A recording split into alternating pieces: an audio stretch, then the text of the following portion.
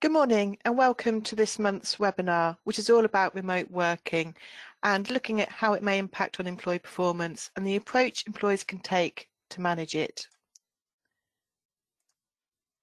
So before we start, we just want to introduce ourselves.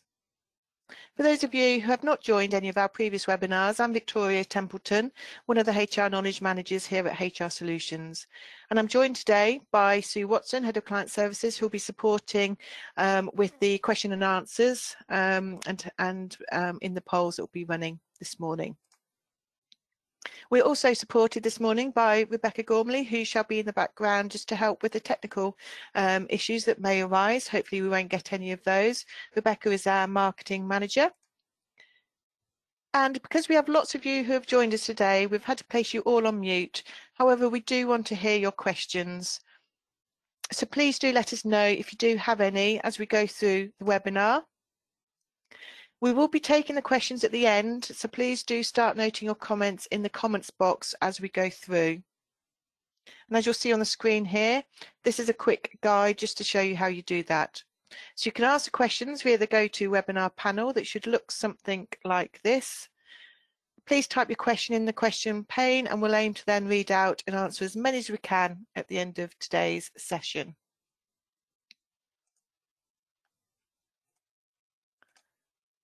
We want to make the session as interactive as we would normally at our physical events. We'll be running a series of polls throughout. When we have a poll, it will appear on your screen and you just select the answer that's appropriate for you. Please note though that to be able to participate in the polls, you will need to ensure your screen is not in the full screen mode, as for some reason the GoToWebinar system doesn't allow that function to work when it's in full screen. And so without further ado, we'll now make a start on this morning's webinar. And I want to first begin by running through what we'll be covering today. And so we know from the pandemic that working remotely can work, at least from a technical perspective, but what about how it works with employee performance? And what do we need to do, therefore, to support managing it?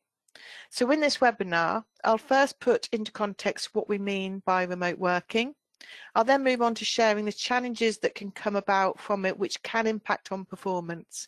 Because being aware of those known challenges can then help you to know what approach can be taken to prevent and therefore avoiding any performance challenges.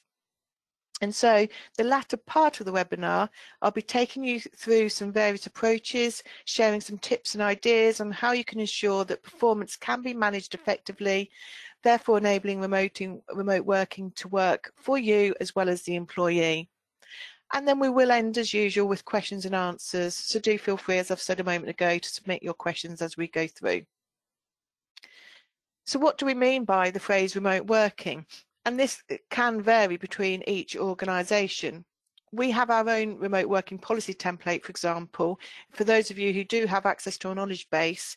And within it, we've suggested as a good rule of thumb, categorising remote working as one of three options. So you have remote first, where we see that as being where the role operates fully remotely. Any attendance in the main company premises is usually then when the job requires physical presence.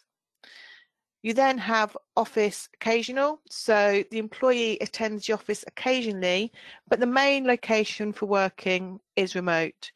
The frequency of their attendance to the company premises will usually typically be agreed with the employer's manager. So for example, it might be, working remotely for 4 days and come into the office at least one.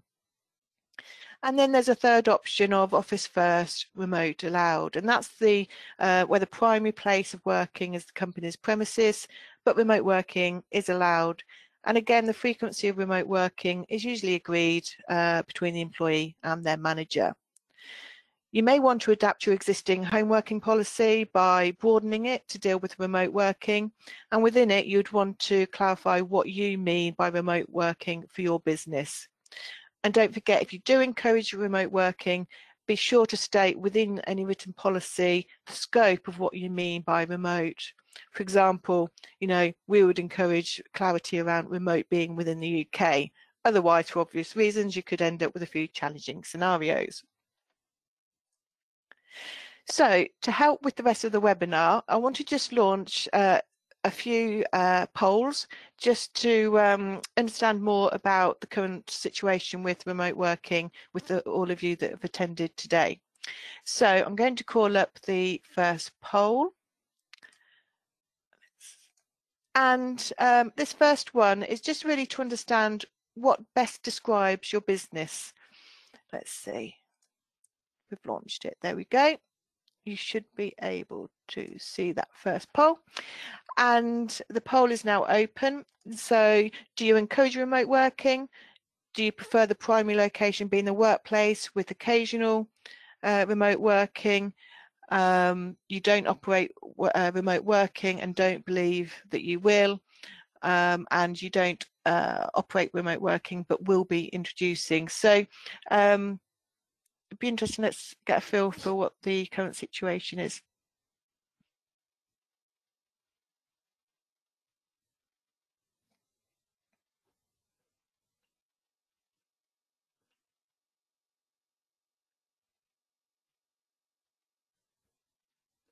Okay.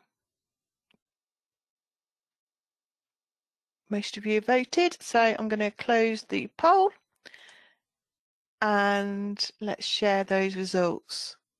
So wow, okay. So just over half of you, primary location is to be the workplace with occasional remote working, and 41% encourage remote working. So that's great. And 4% do not operate remote working and don't believe. Okay, so that's interesting. So thank you. That's a really insightful poll that we have there. I'm going to close that one and call up the next poll. So for those of you that have operated remote working then, so have you seen an improvement or decline in work performance? And I'm going to just launch this poll. So have you seen an improvement, a decline, or is it unclear, i.e. it's perhaps too soon to be able to tell, or is it unclear because you don't have any set performance measures and so really can't articulate whether it or not it's improving or declining?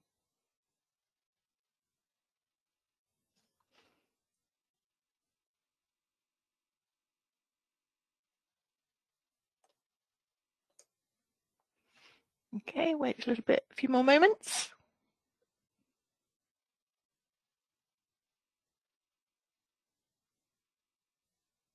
Okay, I'm just going to close the poll and share the results. So, okay, so that's good. 28% have seen an improvement and 11% have seen a decline. So that's interesting. And hopefully, as we go through today's webinar, when we share some of the tips and ideas around supporting remote working, perhaps hopefully you'll be able to take some of those away and see if introducing anything further can help address that. And we have a matching 31% so of you that are unclear, so too soon to tell, and you don't have performance measures. And again, we'll come on to talking about the performance measures, and hopefully, as I say, going through this webinar will give you some ideas to take away. So thank you for that. And finally, in this section, I'm going to just call up one further poll, and this is about what you think the challenges are for your business with remote working. And on this one, you can select as many that you feel are appropriate for you.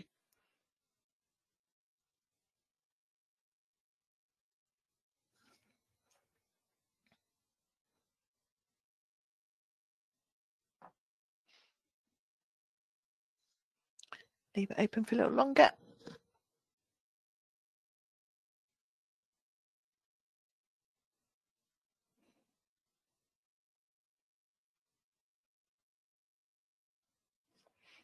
Okay, I'm going to close the poll and share the results. So these are all interesting, and we will be coming on to talking about some of the things we can do to avoid or eliminate some of these challenges. So keeping in contact with the individual, absolutely. You know, the way we're working at the moment with remote working is certainly very different to being face-to-face in an office workplace environment. Yes, I think there's the 52% of you that say that perhaps unclear on what your employees are doing. That's absolutely probably one of the biggest concerns generally, and the quite high number of you have that worry. And distractions from home, isolation and impact. Yeah, I mean, all high percentages. Definitely in terms of the teamwork, because obviously having a disbanded team, people work in different locations, you know, that's certainly something that can be a challenge, and isolation. So we'll carry on with the webinar, and as I say, hopefully through the tips and ideas that we'll share, they'll give you some ideas to think about for your workplace, and hopefully you know, remove or eliminate, reduce some of those challenges that perhaps you may be seeing. Okay, so I'm going to now move on to the rest of the webinar. And we're going to now come on to those challenges, some of those that we've just highlighted in that poll. And, you know, in terms of performance, the challenges that come with remote working, there can be many. It could be an employee may have technical or equipment issues, either a sustained ongoing technical issue or one-off major issue. You know, you'd like to think that with technology, a lot of things can be better, work more efficiently, but actually sometimes technology does in itself bring challenges. The employee may not be effective at managing their own schedule and time, you know, especially if they're not used to it, and now, you know, they're moving to this remote way of working. And there may be distractions different to those that are typically seen in the workplace. And so there's probably an element of getting used to somebody's new environment and the new surroundings that they're working within. And there can be actually reduced supervision and direction, often unintentional, but nonetheless, that can be a contributing factor and a challenge that can perhaps impact on the performance of the employee in the role. We know that communication can become more ambiguous and unclear, because naturally people, I think, default to using email more. We have the use of online platforms like Microsoft Teams and text messaging, etc. They start to become the norm over verbal and face-to-face communications. And so naturally there can be challenges with clarity on communication. So that's one area. And as that poll has just highlighted, many of you feel that social isolation can occur, you know, and for some that can lead to disengagement and poor mental well-being, you know, and therefore when you have those within an individual or a team, that can lead then to poor performance.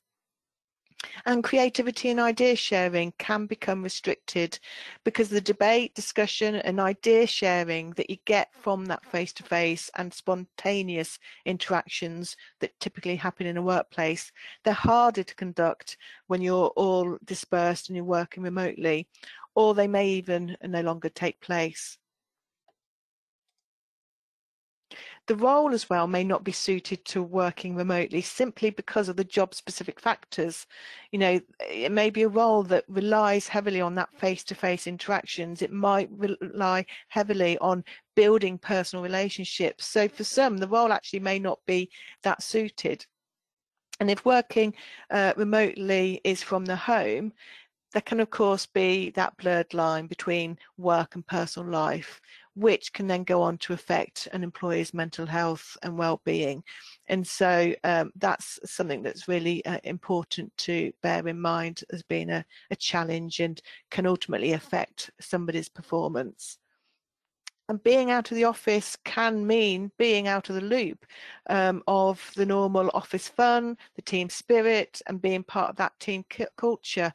So it's a problem that's or challenge that's being created, and obviously can lead to that performance issues, disengaged employees, if they're feeling isolated, as we've said before, and just simply being out of the loop. So these are all factors that can play a part on how effective remote working is. So how do you approach managing performance and these challenges to ensure that that role and that person can work effectively remotely? And so we must think about what help, support, advice and guidance can be provided, regardless of where the employee is located. As a line manager, the role is vital in ensuring that remote working works for both the business and the employee. There may be sources of support too that can help, so you may offer an employee assistance program in your organisation, or another member of staff may be a go-to source of support. Perhaps there may be a mentor or buddy. These can be particularly helpful to younger workers, new into employment and out from university, or those who are new to the role or new to the business. So having some kind of go-to support are good measures for helping people with adapting to remote working. Or even there may be another manager in the business, or if you have your in-house HR, then a HR point of contact. So how do you deal with the impact of remote working on the job performance? In this section, I'm going to just try and talk through the 3 steps. The first step approach is taken through your usual line management, and in this section I'm going to be sharing you tips and ideas on how to ensure your employees stay engaged, motivated and supported, which ultimately contribute to having an effective and highly performing individual and ultimately team. And then the latter stages, as this highlights on this slide here, is around ultimately there is a point, regardless of where somebody works, where if performance issues continue, then it needs to be addressed. And so when we talk about capability, then you've got obviously your informal process first, and then obviously a need to address ongoing capability issues more formally. So let's begin by considering what a line manager can do to support remote working and prevent or reduce those performance issues. So first of all, encourage boundaries and setting of routines. So it's vital for an employee's well-being that they set their own boundaries and separate home from work. So for instance, having a dedicated space within the home where the employee works can actually help in that separation of home and work life, and as well as preventing distractions. Also encourage the setting of routines, and the employee having a structure to the working day is equally important, because having a structured day provides clarity on when employees should be working and when they can spend time with the family or doing personal things. And without that structure, it can be very easy for the day to slide with not all tasks having been completed. And a structure also helps to ensure that long hours are prevented, as the employee is more aware of having completed a day's work. And so as a line manager, providing that guidance and encouraging these simple measures can help the employees separate home from work and support their well-being, and ultimately help in their performance. And this is particularly necessary for those who are new to working remotely. So just bear these points in mind in terms of boundaries and the setting of routines. And then the second area suggestion is around the effective coordination of work tasks. And it's really about, as a line manager, it's really important to ensure that an effective coordination of work tasks, especially where you have many employees who may be working from home, because having an alignment of working tasks and people will help you to ensure you meet the departmental goals and objectives. Managing a dispersed team is challenging. It does require effective organisation and communication skills, but by having that closely aligned and effective team and that coordination of work will help you to lead that effective performance of your team. So do consider whether you may require particular guidance or support in developing your own skills in managing remotely, or other line managers in the business that perhaps might need some support in that area. but there's also a potential to look at the training for the employee as well, to help them become more organised. And we'll come on to learning and development shortly. And another factor to consider is around acknowledging which tasks may still require face-to-face interaction. You know, remote working doesn't work for all roles, but also even some roles that can work remotely, there may be some tasks of it that remain better suited face-to-face. For example, those roles that require creativity, brainstorming, problem solving, you know, whilst working from home or remotely elsewhere provides many benefits, there's one place that the one thing that you cannot replicate, and that is the spontaneous conversations and discussions, you know, bouncing ideas off each other that can take place within the workplace. So do look at the role, and if you are supportive of remote working, but there are aspects of that role that do still require that coming into the office and having that face-to-face interaction, then just work with your employee to understand and explain why you need them to come in at certain points. But yes, do look at whether any of the tasks of that job role still need an element of that face-to-face contact. And so if I think about one of the earlier polls, what a fairly high percentage was around not knowing what people are doing, you know. So if we think about how you monitor performance, I think this is going to be a really, really important factor to consider in terms of ensuring that you have an effective performing individual. And it is one of probably the main concerns that line managers have. You know, how can you ensure your employees pulling their weight and doing the work? You know, this is where effective line manager skills and having clearly defined performing measures is going to be vital. So I would say that each job should have a job description and person specification so that clear roles, responsibilities and expectations are defined. And then each role should have performance measures or indicators of what constitutes an effective performance of that role. So for example, it might be number of sales, customer satisfaction scores, revenue or number of new customers. You know, for example, these are kind of measures that you can use to define for your role. And that way, if you are supportive of remote working, then you're still able to assess and monitor performance, because you'll be able to determine a way of finding out whether they're meeting those key performance indicators. So do really have ensure you have got your job descriptions and person specs, and understand really what the measures are for those roles. And then we also found in one of the polls around isolation and team working, and it's really important to build, maintain a team culture, having that social interaction and team cohesion.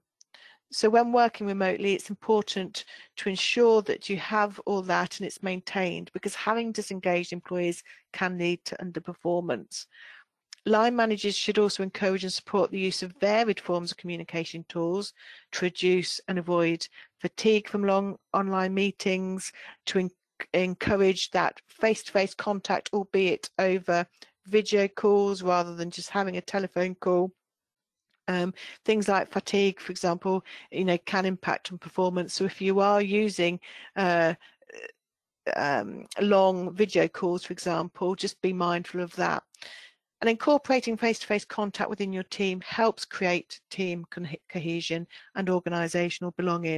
And it helps the onboarding, especially of new members of staff, and can also build cross-team relationships. So think about ways in which you can help build and maintain that team culture.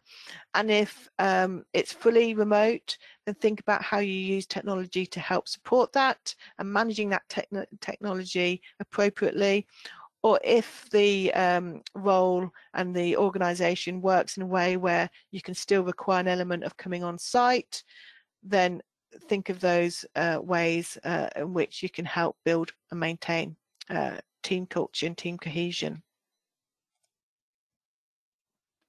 And then consider how learning and development can enhance performance as well, because you know, it does remain crucial post-COVID, especially as businesses are rebuilding. And we have seen over the last 18 months, actually, people's development has been on the back burner, you know, for obvious reasons. We've been in a pandemic, and so learning and development hasn't been at the forefront of people's minds. So it does need to remain a crucial part of employment post-COVID. And for some employees, working from home may be a brand new experience. It takes discipline, and it takes ways in which to find new ways of working to adapt to a new environment. So have a think about what support and training your individual needs to help get them familiar and used to remote working. We mustn't forget as well that actually working in the workplace also brings an element of informal learning, which you don't get in the same way when you're working remotely.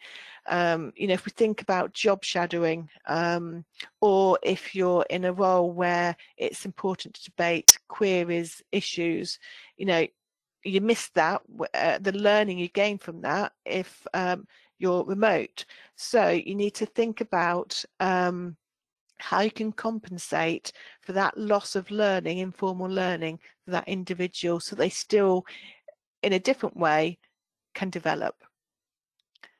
And then finally, in this part, we think about the one-to-ones and line management support. You know, one-to-ones are a key part of line management, and having regular one-to-ones is so important. They should go further than just covering work tasks. You know, they should think about, you know, how is the individual feeling? Do you have any concerns? Are there any issues? Do you have any particular training needs? Is there anything that perhaps is a barrier for you? And having those one-to-ones can be a foundation for high performance. So just because somebody's remote doesn't mean to say those regular one-to-ones can no longer take place, and make sure that you continue with those, because, as I say, they are the foundation for high performance. So what next? You know, what I've just gone through there on those slides is thinking about some ways in which you can focus on, through your normal day-to-day line management, overcoming some of those challenges and some of the areas to really focus on. But as I said a few slides ago, sometimes there comes a point where performance issues are still there. You may have gone through all the technical issues and resolved them. You may have put other measures in place, but you're still seeing some performance issues. And that's where it's about the capability that comes into question. And in terms of the managing capability, if you're still seeing that performance issue, then it is a reasonable step to move to using your company's capability process to try and resolve any ongoing challenges. Now, if the challenges are because of remote working, then you would like to see and think that those challenges, it will have been discussed previous to getting to this stage. It shouldn't be just suddenly now. But for some organisations, having that capability process, whether it's set out in a disciplinary policy, as many organisations do have their capability process set out in that, or there may be a specific performance capability policy in place, it's important to be aware that you've got those policies in place to give you that framework support. So check what's in place in your own workplace and manage the capability issues in line with that. Now, regardless of which policy deals with capability, there's both an informal and formal stage, which means overall to manage somebody's performance can be a lengthy process. The thing to remember with moving to addressing issues in a more structured way is that the overarching aim is to improve performance. That's what you're trying to achieve. It's in your interest that the employee succeeds. You don't want to have to be going through a long, lengthy process. You want somebody to be performing in their role. And for the employee, they want to be performing. So the overarching aim needs to be about improving that performance, getting somebody from A to B. Now, what is a typical part of a performance management approach is that there will always be the need to have clearly articulated performance improvement plans. These plans, or they're also known as PIPs, must contain SMART objectives and measures of support.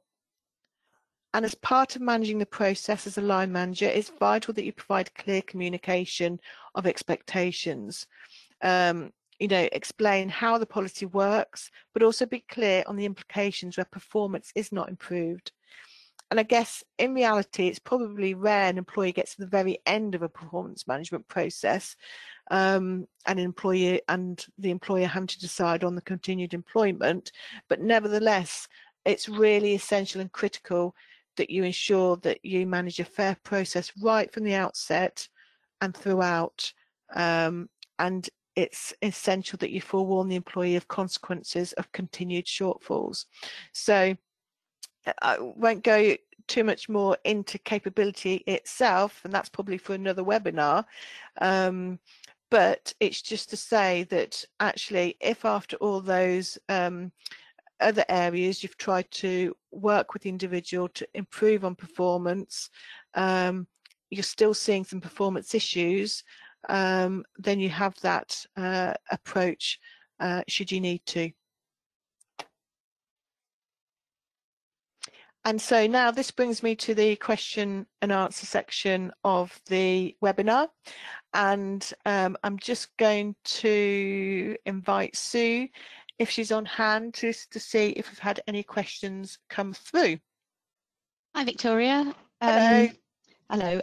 So we don't have questions per se, just okay. A couple of comments about the middle pole in particular. So we were asking, have you seen an improvement or a decline in work performance? And the comment was that some have improved and some have got worse. So it's kind of affected different things, different aspects differently. And so I guess it's a mix of the two, and we hadn't given that kind of fourth or fifth option in the voting. So, but I think that's true, isn't it? You're probably finding that people who were successfully performing pre-lockdown, pre-home working, pre-COVID or whatever, may have been the ones that are not performing so well, but may have been more engaged perhaps, or the other way around, may continue to perform well, but they're not so engaged with their teammates because they find it difficult using the Teams or whatever means of communication that you're using, rather than having the face-to-face. So, and I guess individual character is a bit of an impact around that as well. How they, some people do function better in a team environment, so it's really hard to replicate that remotely. And we've had a lot of queries through our helplines on all the various aspects of and challenges of home working, but we're finding a significant majority of clients now are looking at hybrid as the way to go, or there's even some that have given up their offices and are not actually going back to the office, so they're going to be fully home working. So it's definitely affected the work environment significantly on a permanent basis, really. And I guess we all need to find smarter ways to manage in a new environment. And everybody has their own challenges, don't they? What what may be a challenge for one person working remotely might be completely different for another person. And just talking to your employee, and your one-to-ones are vital for that, isn't it? Just to sense check how they're getting on. But it is very much finding a new way of working, using technology, but also balancing it with where possible, perhaps that ongoing face-to-face interaction. Because I do think, from a team working especially, to still see people face-to-face, you get so much more, don't you, in person than over the video. And it's just understanding, I mentioned on one of the slides about, are there some activities that can be still face-to-face, and it's working out what works for your business, what works for that role and that person. What opportunities you get to continue still with some element of face-to-face interaction. And it's also recognizing that if you arrange something face to face, whether it be a training session or a meeting, or discussing a project or whatever it's for, that you will have to allow some personal time in that first time, because you know, it is challenging when they've not met each other to have those casual conversations, and I think it's important to allow those to happen, not to make, oh, come on, we're late for starting this meeting, we need to get in. So you need to arrange everything around it so there is some downtime in the meetings. So we have had a question come in about what tools are available potentially for helping with monitoring tasks. And I guess that depends very much on what the role is, doesn't it, and how it can be monitored. Whether you use a system to record time, normally it's easier for somebody like I guess accountants and consultancies, where you record your time spent on different projects or different cases anyway, so it's easy to monitor when somebody's quiet or perhaps not engaged. But yeah, it does very much depend on the role, doesn't it, and the department and the nature of the business. And I think it's trying to understand what metrics are available in your business, what data you have. Management information is always key, isn't it? Not just for commercial and business purposes, but actually for managing people. So I suppose find out for your own business what management data and management information you have available, and see from that what the output is that may be able to help you set some key performance indicators, so that you've got that each month to regularly review. You might have data that tells you how many, like a salesperson, how many policies somebody's sold, or extra add-ons, or what have you. And it's so I think first of all, look to understand what data is available in your organization, and then from there work out, is any of that data relevant that you can link to how somebody is performing. So can you attach it to a person as well? Absolutely. Yeah, if you use things like Office 365 as a tool, then there are monitoring systems within the Office environment that enable you to know when people are logged on and actively engaging in the software. So if that's the software you use, you know, you can use that. And so there are tools available technically as well. And also, yeah, as you say, if there are things you can put deadlines on, or you might have to start putting, you know, I need this done by the end of the week. Can you keep me informed of progress and check in with them every couple of days or something to see how they're doing? You know, it might be that you have to be more target focused, deadline focused, in order just to understand how they work, how quickly they work, what extra support they might need. So so we've had a couple more queries come in actually. Good. Prompting a few more. So we have, if somebody's working 2 days on site and then you need them in on another day, how much notice must you give? Okay, so before I get to that particular point, I would say that from the outset, it's worthwhile setting expectations out from the outset in terms of days, if it's set days, or whether you need to operate more flexibly and the person is required to be more adaptable. But generally then, you know, it is a working day, so they know they need to be working. So in terms of notice, it's not so much notice that perhaps is necessary for allow extra time to put childcare arrangements in place, because in theory that should all be sorted, shouldn't it, because it's a working day. I suppose it's you could tell them early that week that you need them to swap for later in the week, the days around that they're working. Just be mindful of perhaps the work tasks they're working on, if there are any implications for that short notice of changing a work day. Will it mean that they can't do something else that they had prioritised and need to get done. So I suppose notice needs to just factor in that, the workload side of things. Clearly, it wouldn't probably be the same, 7 o'clock in the morning sending a message. I wouldn't advocate that.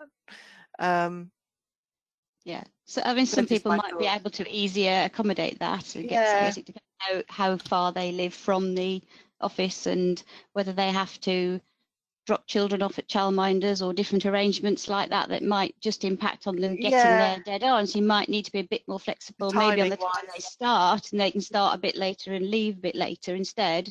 So it's just understanding why they couldn't, I guess, if they push back, but there's no reason why you shouldn't say, I need you in tomorrow. I think even on furlough, didn't you could give 24 hours notice of needing them to work as opposed to be furloughed. So it's similar to that really, isn't it? But, but being mindful of start times, finish times, and what other arrangements they have. But yeah, I would say at the start of any remote working, have that conversation about how you see it working, so the expectations and clarity is set out from the outset.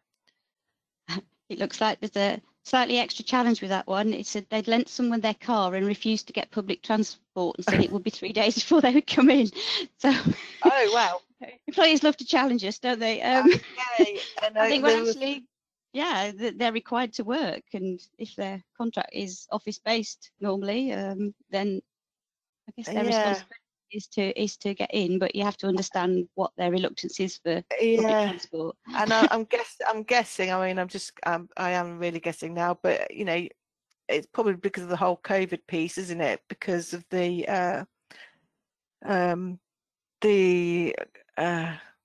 travel, the advice up to now has been go outside of peak commute times, hasn't it? With the whole COVID, in terms of managing the risks. So it's finding out, could you shift the start time, for example, so they're not travelling on public transport in the peak commute time, but ultimately they're required to be working. Absolutely. So it's understanding, like Sue says, what their hesitancy is, their concern is, and trying to think creatively and think out the box about what can you do as a alternative, make slight adjustments, and changing the start time might be one. Yeah, absolutely. So another one is remote working abroad. Any different things to consider? Well, we've had this one a few times, haven't we, recently? There are quite a lot of things to consider with that. Yeah, and it's going to be around your whole tax implications that you have, and the benefit side of things, isn't it? Employment law in different countries. From the different countries. So it can be very complicated and complex. So if you're able to just be for everybody else thinking about this and thinking of developing any policy, we probably would encourage to set a policy that is for UK based remote working, because of the implications for the tax issues that you have and the considerations for employment law in another country. It gets very difficult to manage. Yeah, I think you're only allowed to do it for so long, aren't you, before you have to potentially register for social. It's the social services type of the holidays and the benefits system that is the different and the concern, because you may potentially have to pay for them to have local treatment, local holidays on top of the UK ones. So. And also they're not allowed to sell or actively trade your business in another country without you having a legal entity in that country. So while they can work from home in an admin function, they couldn't receive visitors or actively trade in another country without a lot more hoops. But we're advising clients, because we've had a number ask this question, to seek some international tax advice. And there are a number of legal firms that are offering this. So particularly for sort of expat situations. And it is becoming more popular. So, but it isn't easy as you'd like to think. So it's all right for a short term, 2 or 3 weeks. like on a holiday basis, or holiday abroad and working, but not longer term. There is a minimum period of time you can work abroad without any more implications. I think that's all the questions that we've had. Yeah, I think that's all. Thank you. Oh, lovely. Thank you. Lots of good questions there. And thank you, Sue. I'm going to move the slides on. And we just have one last poll that we'd like to run, and it's really about whether we can help you and your business moving forward, and if you'd like us to follow up with you after today's webinar. And if so, what would you like us to follow up with you on?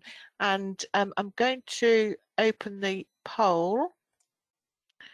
Let's see, hopefully this one works better than the other one earlier. Let's see. So here we go. So if you'd like us to follow up with you afterwards, then please do let us know, whether it's our HR services, any of the HR training that I'll come on to let you know what we've got coming up, the HR knowledge base, which is obviously all our templates, policies, lots of articles and information, and of course health and safety services and training and payroll. So please do let us know and we can follow up with you.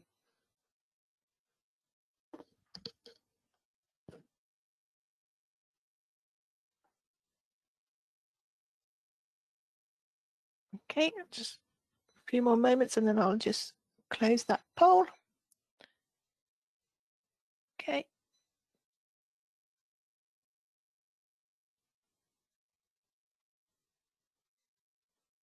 There we go.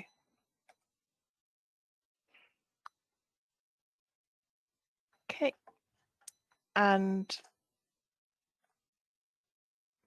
what I just would like to finish off with sharing with you is ways in which you can further support your staff. So we do have a first aid for mental health qualification. So I have talked about mental well-being and health and well-being on this webinar. Obviously, you know, it can be associated with you know, isolation and you know, all of that kind of stuff. So if you are interested, then we do run mental health training, but please do let us know if that's something that you're interested in. And I've also mentioned about an EAP. So for those of you that don't know what an EAP is or doesn't have one, then there is support that you can look into through this link here. So an EAP, Employee Assistance Programme, is about giving employees support they need to help them manage their health and well-being. So especially if we've talked about remote working, having an EAP can be a great tool to help employees with that. So there's information on this slide. A copy of the slides will be sent out afterwards as well, just so you know. And just to also let you know that we now run ILM accredited training courses in leadership and management. So we have some level 3 courses that are running from November, taking us all the way into next year. Can you believe we're talking about next year? So the sessions here are, as I say, ranging from November through to February, and these are all level 3. And here we go. On the next slide, we also run the ILM Level 5 Award in Leadership and Management. And this qualification is designed for project managers, department heads and other middle managers. So about developing skills and experience and improving performance. So we again are running this, and they start from January running through all the way until April. We also run several HR management and development courses, so managing poor performance. So I have touched on briefly, but the capability side of things. So we do have a training course on that in September. Effective appraisal skills, managing difficult conversations and communication skills. So the dates are all there, and these are going to be online training courses for you.